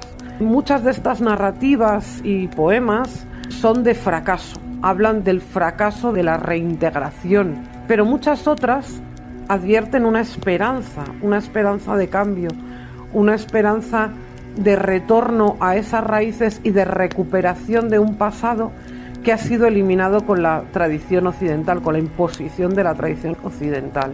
En concreto hay varios escritores, dos poetas que a mí me fascinan, que son Joy Harjo y Simón Ortiz, que ponen en valor la pertenencia a la tierra, la sensación de hogar y de identidad arraigada a un espacio y que devuelve toda esa integridad al indio nativo americano. Por otro lado está Sherman Alexie, que con humor retrata las condiciones de los indios americanos, a la vez que denuncia el abandono de las reservas. También hay un cineasta, Chris Ayer, que pone de relieve las condiciones infrahumanas de reservas como la de Pine Ridge, por ejemplo. Y sobre todo también está la escritora Louise Erdrich, que es muy famosa hoy en día, y que habla de manera extensa de las reservas del estado de Dakota del Norte, en el que se desarrolla la vida de estos nativos americanos, y todos, absolutamente todos, encuentran refugio en el abrazo de la reserva, en el volver a las reservas, como contraposición y como rebelión contra las imposiciones civilizadoras de los europeos asentados. Dada la información de la que disponemos, que nos habla de la existencia de multitud de tribus, cada una con sus costumbres, todas tan diferentes, ¿por qué a día de hoy sigue esa tendencia de simplificar a plumas o gritos, incluso demonizar a todos ellos en uno solo, teniendo en cuenta que los auténticos salvajes fueron los propios colonizadores? La visión que los europeos, que el mundo occidental en general, tenemos sobre los indios nativoamericanos viene fundamentada por una serie de estereotipos creados entre el siglo XVIII y el siglo XIX fundamentalmente. La conquista de América, de Oceanía y de África comenzaba en esos momentos a hacerse lo más efectiva posible, y había que idear formas de someter a los indígenas de manera que se viese claramente su inferioridad por motivos de raza. En este sentido se desarrolló el concepto del buen salvaje o del noble salvaje, que partía de las teorías de Rousseau y que consistía fundamentalmente en la denominación que se le otorgaba a aquel indígena que se sometía a los designios de la civilización occidental llevada a América en este caso.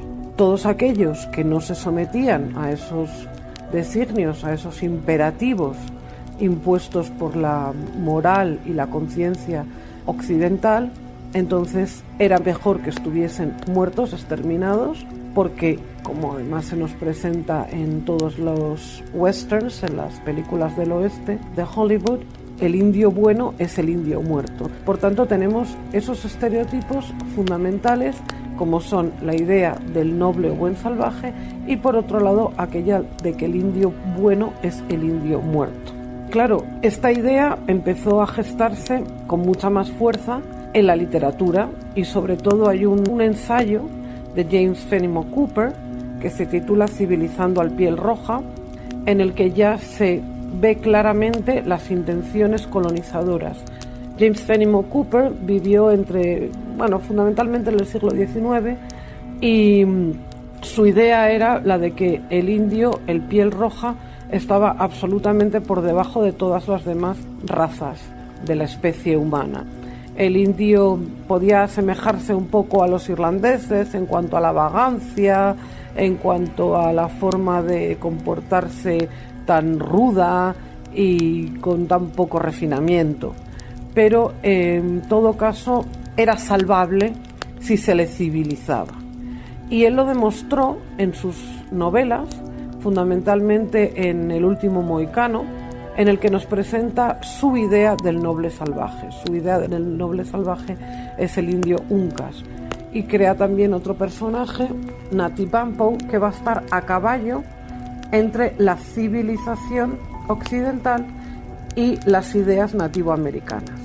Este Natipampo contribuye un poco más a este concepto de la visión idealizada, lo que conocemos como este indio ecológico, que ya se ha demostrado que es una falacia, que realmente es una utopía, que no había tal indio ecológico. Consideramos que los nativos americanos vivían absolutamente en comunión con la naturaleza, que observaban todos los ciclos, tenían un conocimiento exhaustivo de las plantas y de los cambios del suelo y de etcétera, etcétera, etcétera. Y en realidad lo que ocurre es que no basan sus ideas como basa la civilización occidental en una tradición judeocristiana, sino que se comportan de manera acorde con el espacio en el que viven, intentan adaptarse al espacio y tienen una sensación de pertenencia, de hogar, mucho más exacerbada a lo mejor de la que se puede tener en las civilizaciones occidentales. Es cierto, obviamente, que vivían en la naturaleza, pero también es cierto que no todos se dedicaban a cazar, como ha sido uno de los estereotipos también generalizados, que muchos de ellos se dedicaban a la recolección de cereales o se dedicaban a la pesca, y también que, claro, que hay tantísimas tribus diferentes, hoy en día quedan muy pocas, porque han sufrido un exterminio atroz a lo largo de los siglos y a lo largo de muchos periodos de colonización y de asentamientos europeos en el continente americano, y fruto del desplazamiento que han sufrido, del desenraizamiento que han ido experimentando todas estas tribus, pues sus representantes, sus pobladores, se han ido extinguiendo también. Por eso también a lo mejor se ha idealizado esta figura del nativo americano, porque al quedar pocos, pues resulta como más utópico, como más atrayente este hombre resistente a todos los embistes de la civilización occidental. Muchísimas gracias por su intervención y mi especial agradecimiento a la Universidad de León.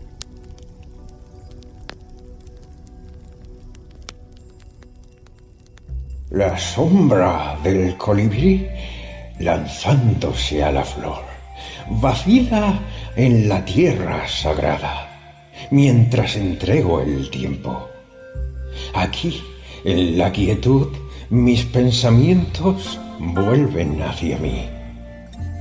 Es verdad que el néctar de la vida se bebe a través de la humildad. La más pequeña de las criaturas aladas es un testamento a la verdad, sabiendo que su humilde amor dura más que la arrogancia de la juventud. Extraído de La medicina de la tierra, de Jane Sams.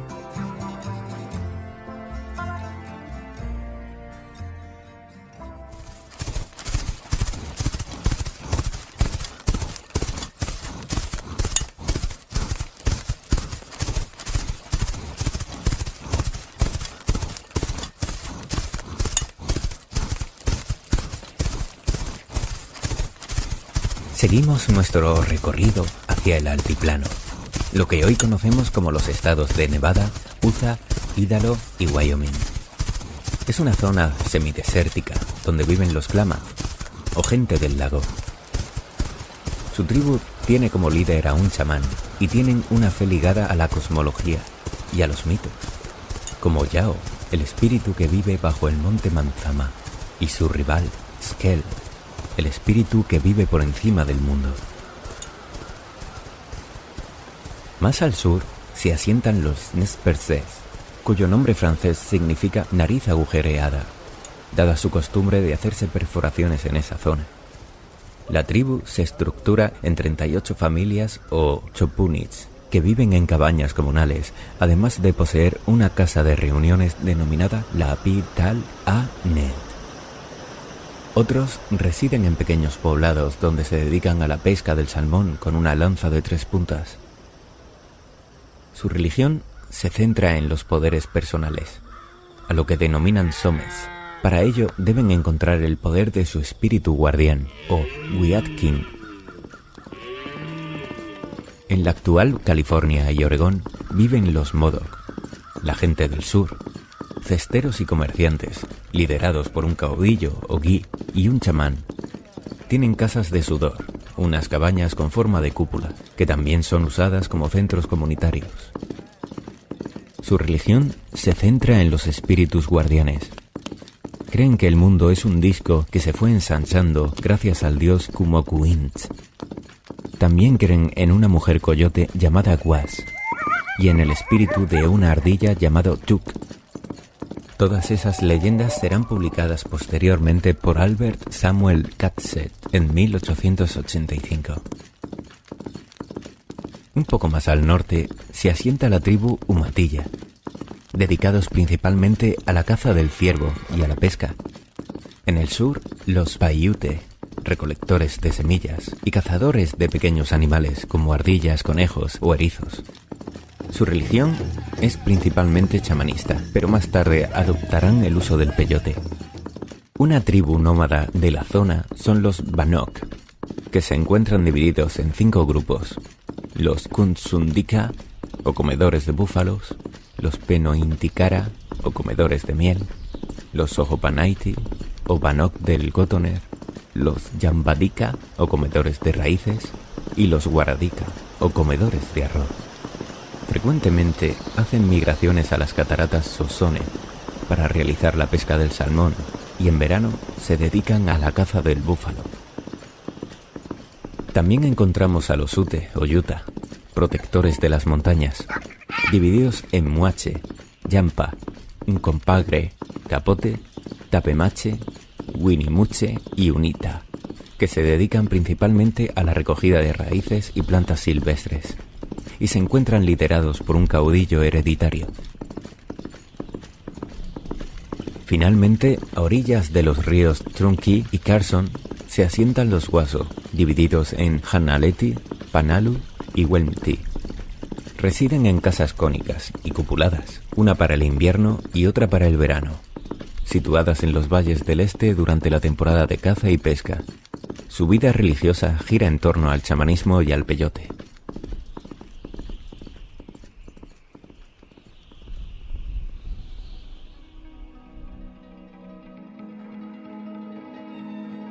El deseo dispone el escenario para que la decisión cree, poniendo en movimiento la voluntad, usando nuestros rasgos apasionados para tejer nuestras telarañas con arte, para dibujar nuestros sueños, para hacerlo todo tangible y adornarlo con estima.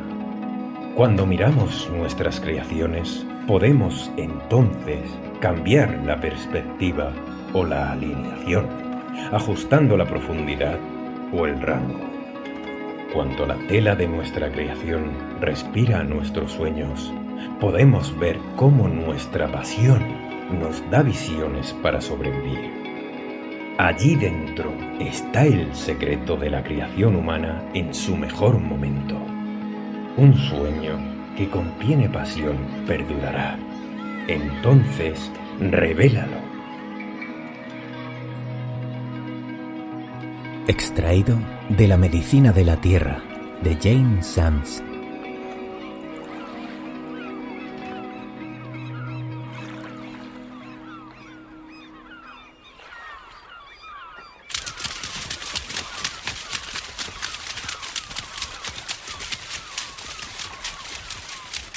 Cabalgamos ahora hacia la actual California, una zona muy poblada. Los primeros nativos que encontramos son los Yana, repartidos en pequeñas bandas dedicadas a la caza del ciervo y la pesca del salmón. Poseen un idioma peculiar, uno utilizado únicamente por los hombres y otro por las mujeres, además de un tercero común para ambos sexos. Descendiendo hacia el sur, en el actual valle de Sacramento, viven los Maidu, esparcidos por el valle, en la montaña y en las colinas. Se dividen en los grupos Cojes, Kusna, Hoida, Hontut, Kiski, Konau, Kulomun, Molma, Ninsewi, Pacamali, Taxtomo, Chamak, Chulunsewi, Chummeli, Ustoma, Willy, Yumagatot y Yuno. Rinden culto a Kuksu, una serie de danzas para asegurar la buena salud, las cosechas y la caza abundante. Hacia el actual San Francisco localizamos a los Pomo, dedicados principalmente a la caza y la recolección, y los Hut-Hotmon, divididos en Yuki, situados en la parte alta del río El, los Huchnon, en el valle Redwood, los Yuki, de la costa, también en Redwood, y por último los Wappoen, a las orillas del Rusian. Son gente de estatura pequeña y complexión gruesa, con cráneos alargados. poseen una estructura social liderada por un jefe supremo, un líder guerrero y un chamán o curandero. Creen en Tai Komol, el que camina solo, un ser de apariencia humana al que consideran el creador de todo, y su acompañante, el trueno. Como costumbre guerrera, arrancan la cabeza de sus enemigos para luego realizar una serie de rituales con ellas. Dada esta información, decidimos partir en busca de otras tribus menos belicosas. Llegamos al valle de Trinity, donde residen los Hupa, cuyo nombre significa el lugar donde vuelve el camino. Es una tribu sin clanes, dedicada a la cestería y al comercio por medio de canoas. Practican varias danzas, 3 para el beneficio de la comunidad: la danza de la piel de ciervo blanco y la danza del cepillo, además de unas ceremonias para la primavera y otras para el invierno. Todo ello junto con máscaras y columnas totémicas. A orillas del río San Joaquín se asientan los Miwok o Mokelumni, que se dedican a la caza en la montaña y la recolección de bellotas con las que fabrican una especie de pan. Algunos pintan sus cuerpos y otros se tatúan, al igual que los Hupa. Fabrican cestos bastante elaborados, con plumas y bolas. En sus rituales practican danzas con disfraces hechos con pieles de animales, haciendo sonar silbatos de hueso, raspadores, sonajeros o tambores. Más al sur se encuentran los Yurok, cuyo nombre significa río abajo. Poseen 50 poblados y se dedican al comercio mediante canoas. Su rito más importante es el ciclo de renovación del mundo, para asegurar la abundancia de alimentos, además de practicar la danza del ciervo albino, junto con los Hupa y los Karo, conformados por familias individuales que se dedican principalmente a la pesca, la recolección y a la cestería.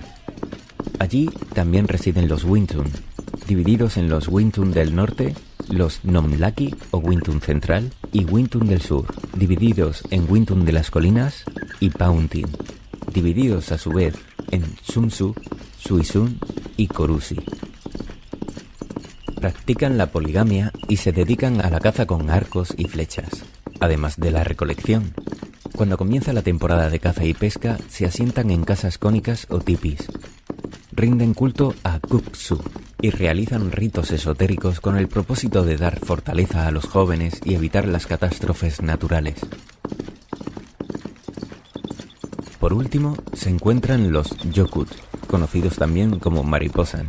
Divididos en la zona del río se encuentran los Cholmini, Stimbich, Chukalmina y Gashowu. En la colina, los Dalmichi y Duma. Al pie de la colina, los Kocheyali y Tachi, junto con los Tule Kawea, divididos en Kawia, Wukchamni, Yaudanchi y Yokoa, además de los Pozo Creek, compuesto por los Paleviami, Toijieja y Yumachisi. Y en el valle se encuentran los Yahuelmani, los Wakichi y los Chulamni, entre muchos otros. Forman en total 40 tribus, siendo uno de los pueblos más numerosos de la zona. Cada tribu es comandada por un caudillo y sus casas comunales tienen forma de hoz. Su religión es chamanista, basada en la creencia de los espíritus de animales. Practican varios rituales, como la danza de la primavera o Watiyot, o la ceremonia de la serpiente de cascabel.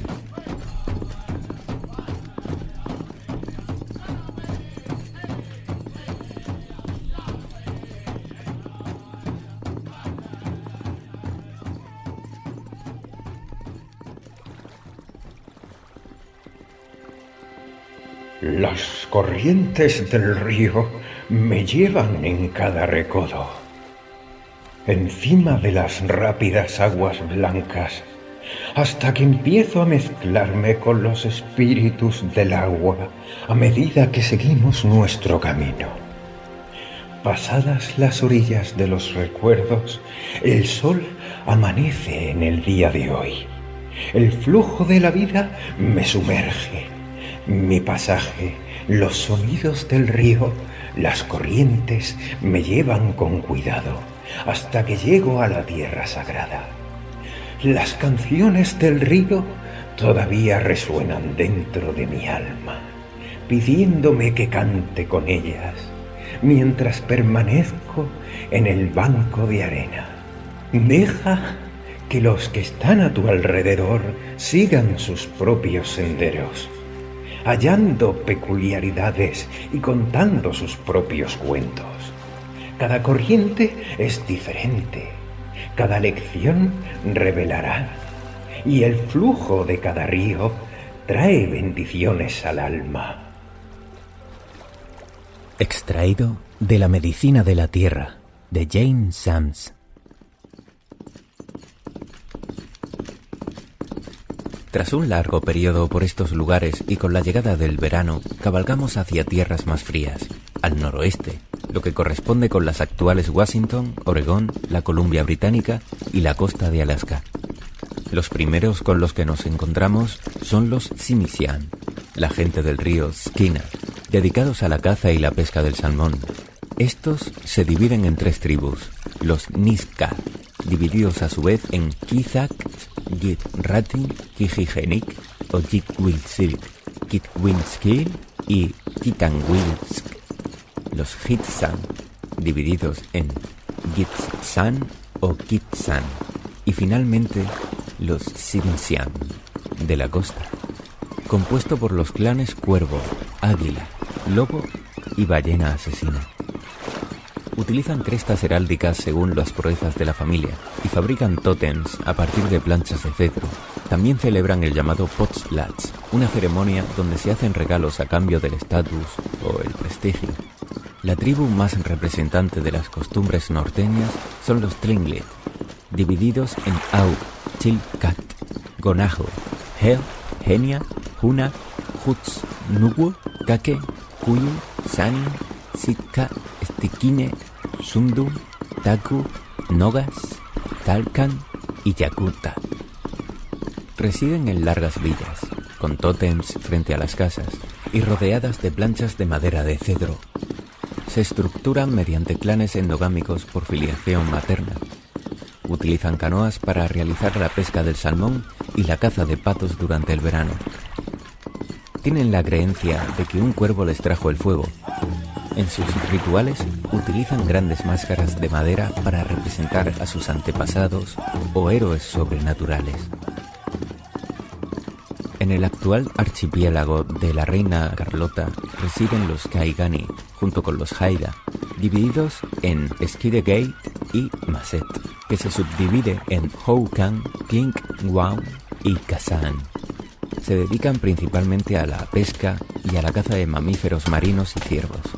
Trabajan la madera para fabricar sus canoas de popa alzada y puntiagudo, además de esculpir troncos con crestas para representar hechos históricos de la región.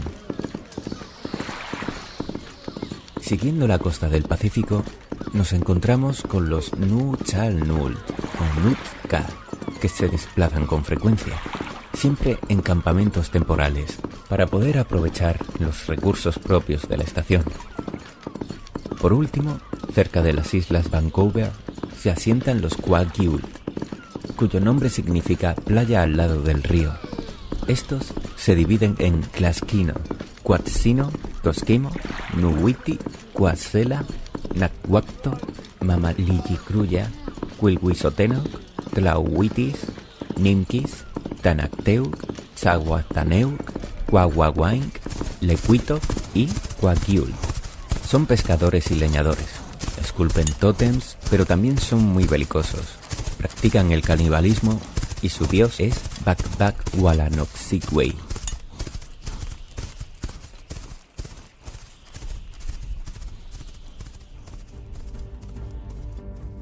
La agonía del invierno, muriendo irremisiblemente, deja ver la nieve en la sombra de los árboles. El sol, burlón, escondiéndose y danzando con su luz, me calentó brevemente.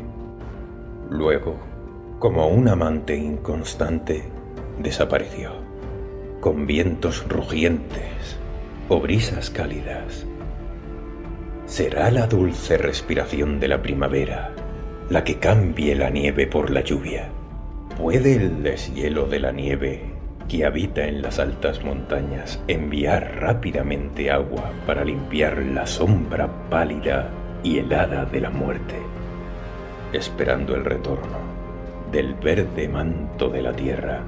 Entendí la reticencia de los humanos al comprometerse los unos con los otros, temiendo el frío. Olvidaron cómo amar la nieve. Extraído de La medicina de la tierra, de Jane Sams.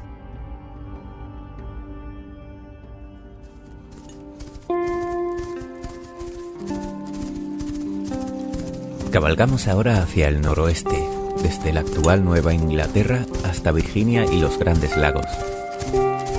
Cerca del lago Michigan se encuentran los Winnebago, el pueblo de las aguas apestosas, llamados así por sus aguas ricas en algas. En esa misma zona residen los Nipmuc, cuyo nombre proviene de Nipmuc, que significa gente del agua fría. Viven del cultivo del maíz, así como de la caza y de la pesca, y son dirigidos por un jefe supremo denominado Sachem. Junto a los ríos Connecticut y Thames viven los Pequot, cuyo nombre proviene de la palabra Petawatawak, que significa destructor. Son numerosos sus grupos, de los que destacamos a los Massanucket y Mohegan. Se dedican a la pesca en el río, la caza en los bosques y el cultivo del maíz. Su religión es chamanista y creen en los poderes de las visiones y en los Manitou, el dador de vida y el creador de todas las cosas. Hacia la actual Rhode Island encontramos a los Narragansett, cuyo nombre significa gente de cabeza pequeña. Se dividen en Narragansett, Sawomet, Pawtucket, Coweset, Niantic y Saconet. Son cazadores de los bosques y cultivan el trigo, los guisantes, calabazas.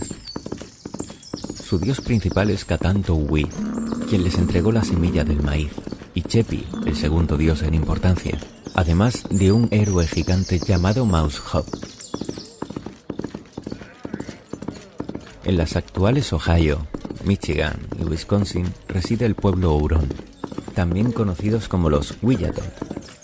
Viven en aldeas fortificadas con casas de hasta 60 metros, donde se dedican a la cosecha del maíz, judías y calabazas, además de la caza y la pesca. Del mismo modo viven los Wampanoag, conocidos también como Pokanoket, una tribu semisedentaria. En la costa de Maine se encuentran los Abenaki. Es una confederación de tribus cuyo nombre significa los que viven a la salida del sol, conformada por los Norinjewok, los Penobscot, los Passamaquoddy, los Maliseet, Sokoki y Arosakuntakok. Su fundación se realiza como protección frente a los ataques de la Confederación Iroquesa, compuesta por los Mohawk, los Oneida, los Onondaga, los Cayuga, los Seneca y posteriormente los Tuscarora. Viajando hacia el río Houston, encontramos a los Lenape o Lenape, organizados en clanes por descendencia matriarcal que fomentan la exogamia. Viven en asentamientos fijos y en zonas propicias para la caza y la siembra. Nos encontramos ahora en las zonas del actual Wisconsin, donde viven los Illiniwek o Illinois, una confederación de pequeñas tribus compuesta por los Kaskakia, Cahokia, Peoria, Tamaroa, Michigamea y Mainhuena. Son generalmente cazadores forestales y en invierno cazan bisontes con arcos y flechas, además de cultivar el maíz o practicar la pesca. La nieve es una bendición cuando suaviza los contornos del mundo, cuando cae como un manto que contiene bolsas de aire caliente. Extraído del Coro de los Maestros Carniceros, de Louis Eldridge.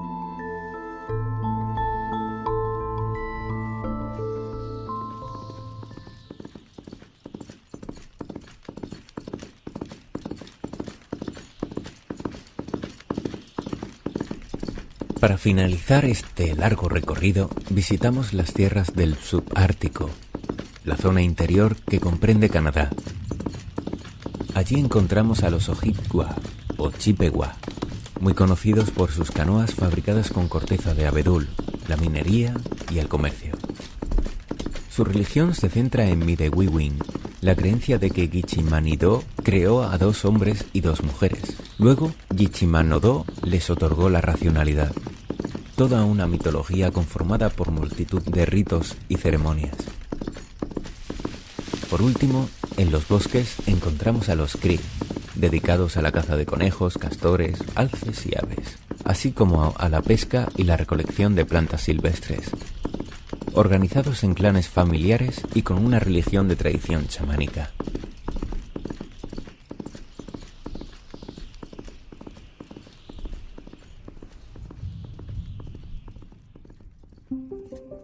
La brida.